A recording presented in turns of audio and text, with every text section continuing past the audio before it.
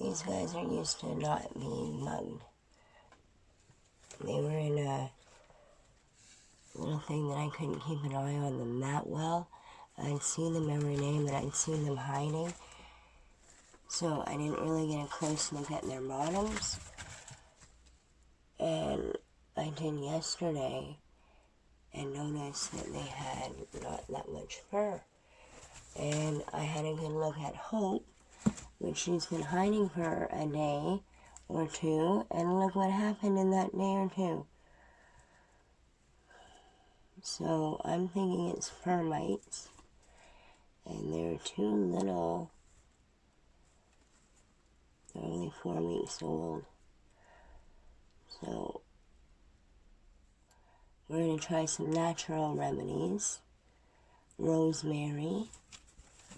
Hey, we put some rosemary dry stuff in your bedding already. And hey, we cleaned out their bedding and moved them in here where we can keep a better eye on them.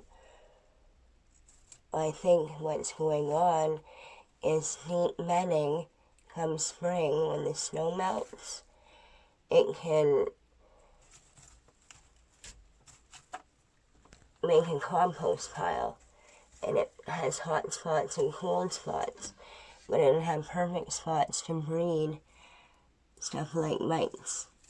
But that's my idea where they come from. So we came in here, nice clean bedding. It's not clean anymore, a day later. Gave them a little bit of fruit and some tree trimmings. They haven't had anything new. This is something that mummies had all the time. But I decided to give them some poplar tree trimmings. And the leaves just popping out and some maple. But the poplar or aspen, I gave it to them because it's got properties that are anti-inflammatory. And they work like aspirin if you got a fever. And these little guys were warm yesterday with losing all that fur. They have a mite or something that can make them have a little bit of a fever. So this is a natural something that they would eat in the wild if they were running around. They would definitely be eating poplar bark, like aspen poplar bark, or the leaves and buds. They'd be eating that, and Mommy showing them how to eat it. Okay. This is the first time I've had a problem with fur mites in a litter. So I want to keep an eye on them here. I only had one case ever of ear mites, and I ended up taking care of it with olive oil. But skin mites, I don't know. Fur mites. Hey, keeping an eye on you and cleaning your bedding anyway. Yeah, new bedding. All cleaned up. Clean your cage up. I hear fur mites can only last without a host for 10 days.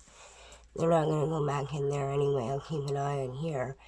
But I'm going to leave that cage free for 10 days, clean it out really well. Probably be a couple weeks at least before I put another rabbit in that cage, that pen. But I don't think it's a bad pen. I think it's just, it was wet time, and it's breeding bad guys, I guess. There you go, guys. You're hiding. Hey, you're hiding. It's okay. There's little Hope. Poor little pig. Hey, Hope. Hey, sweetheart. After holding her and her coming back to life in my hand when she was just born, I can't put this litter down. I just can't. I don't have a heart for that.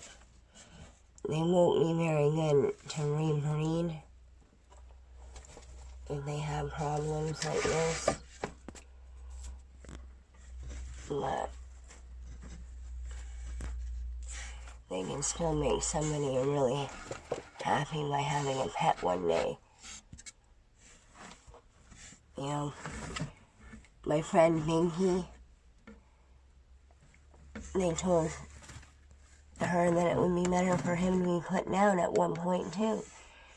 But he makes everybody that he lives with so happy, the animals, the people.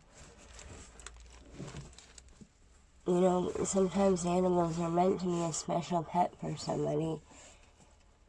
And they wouldn't mind taking care of fur mites if they came back with a little spot on the neck treatment. These guys are only 4 weeks old. I don't think that's going to work. Maybe you can put it on the babies, but it also might kill them. So if we can try with rosemary, I think that Binky suggested rosemary for hope. We're really hoping that could work. So we had really old rosemary that somebody just gave us. I think it was my aunt just gave us. And I put that in their bedding, but it's really old. And I put some boiling water on some of it because I might give them a bath later, not in the boiling water. But I wanted the herb to sit in the boiling water. Such a really old herb. So I don't even think it's going to work very good, but use what you got. And my mom is picking me up a rosemary plant today, so we can put fresh rosemary on them and in their bedding. And she's gonna look for that diatomaceous earth. And we're thinking that might help in their bedding in here, maybe even on them if we need to. But if anybody else has any suggestions on fur mites or anything, I'd love to hear some natural suggestions. I hear that the medicine for the back of the neck helps with mites and fleas and all of that, but they're a little young. My cat gets that same treatment that they would get, but different weights. I don't suggest you taking your cat's medication and giving it to the animal. I'm just saying, to a rabbit. Just saying it's the same thing. Your vet will tell you what to do. So, thank you.